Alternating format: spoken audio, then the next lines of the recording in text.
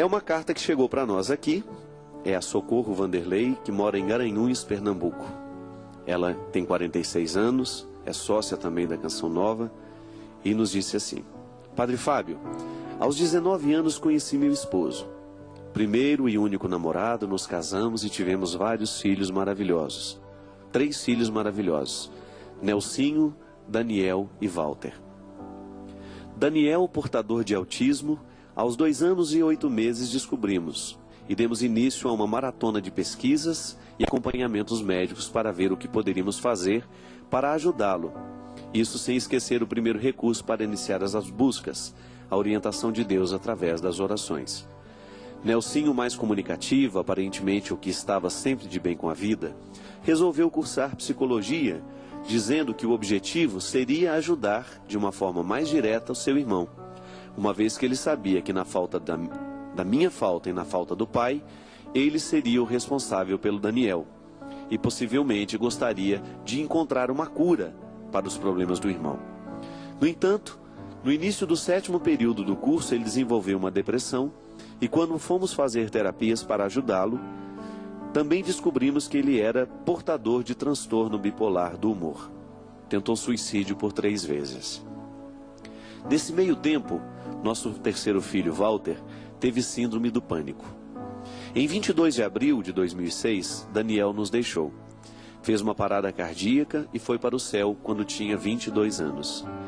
Nelsinho, por sua vez, com a morte do irmão, desistiu do curso de psicologia, estava no 8º período, dizendo que o curso não tinha mais sentido para ele. Retornou para casa para tentar um outro curso, se interessou por veterinária e ficou fazendo um cursinho para prestar vestibular.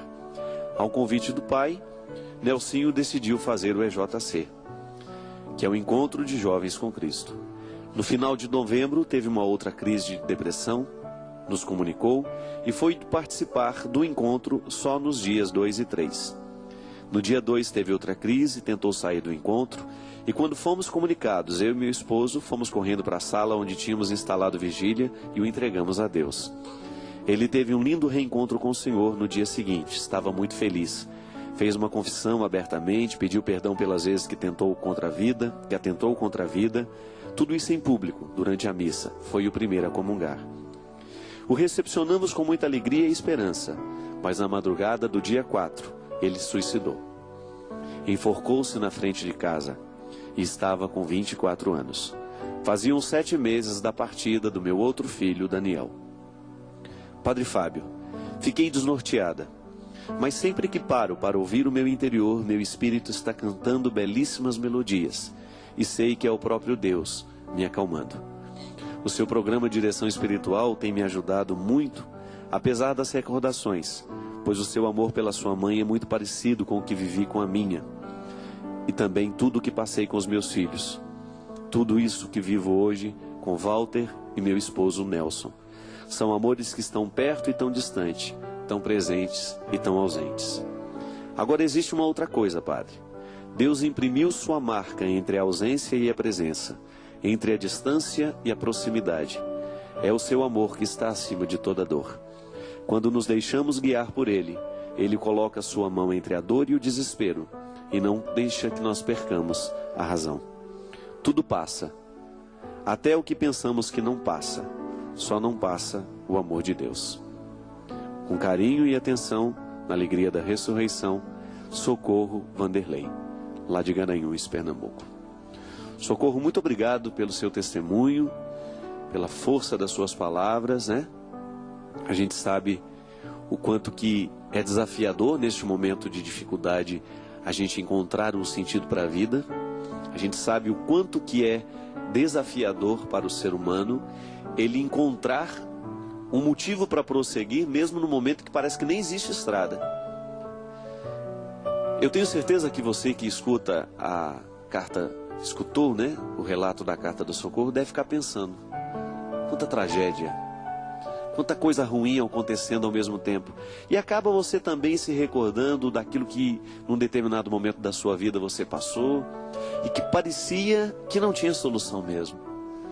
Quantas vezes na nossa vida nós nos esbarramos em situações que parece que retiram todas as possibilidades das nossas mãos.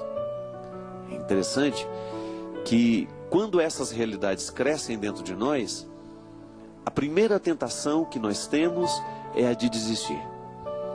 É aquela sensação de que nós não temos forças suficiente para a gente poder continuar de pé. E é nessa hora que justamente o absolutamente contrário acontece.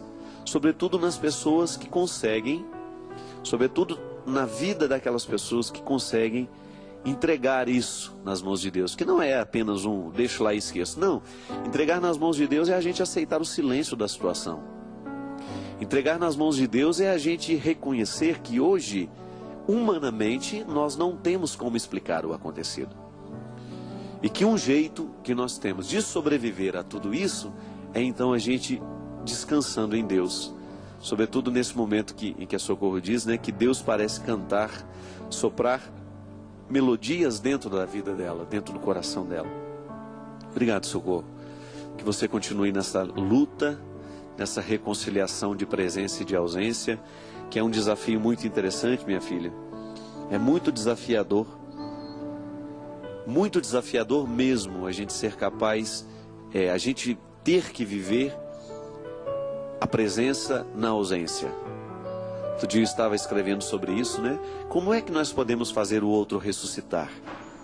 A gente, no momento em que o outro vai embora da nossa vida, a maior indignação que nós temos é essa. Como é que uma pessoa que está tão viva dentro de mim vai ser sepultada agora?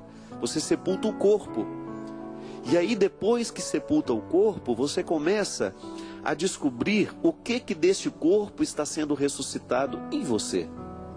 O que pertencia àquele corpo, mas que extrapolava a experiência de ser material.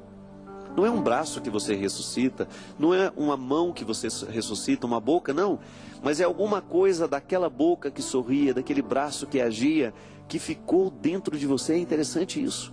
O outro com seu poder de presença, o corpo do outro. A sua experiência com o outro foi uma experiência física, mas foi também uma experiência que extrapolou a realidade física. Ressurreição é isso.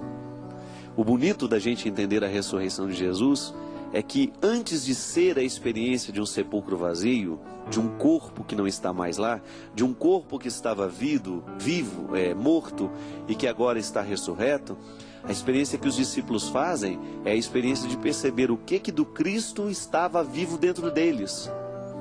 E essa é a experiência de ressurreição que nós precisamos aprender a fazer. Por exemplo, a experiência de perder 2 filhos, Socorro. De alguma forma esses filhos estão dentro de você. Não tem como. Não tem como você dizer que esse filho não está em você. Não tem como você negar. Não tem como você dizer que esses meninos morreram totalmente. Não. Estão na experiência daquilo que você viveu com eles, nas noites em que você cuidava, nas noites que você acordava para ir lá, ver as necessidades dele, quando eram crianças, e tudo aquilo que você ensinou como mãe, e de alguma forma hoje estão aí registrados.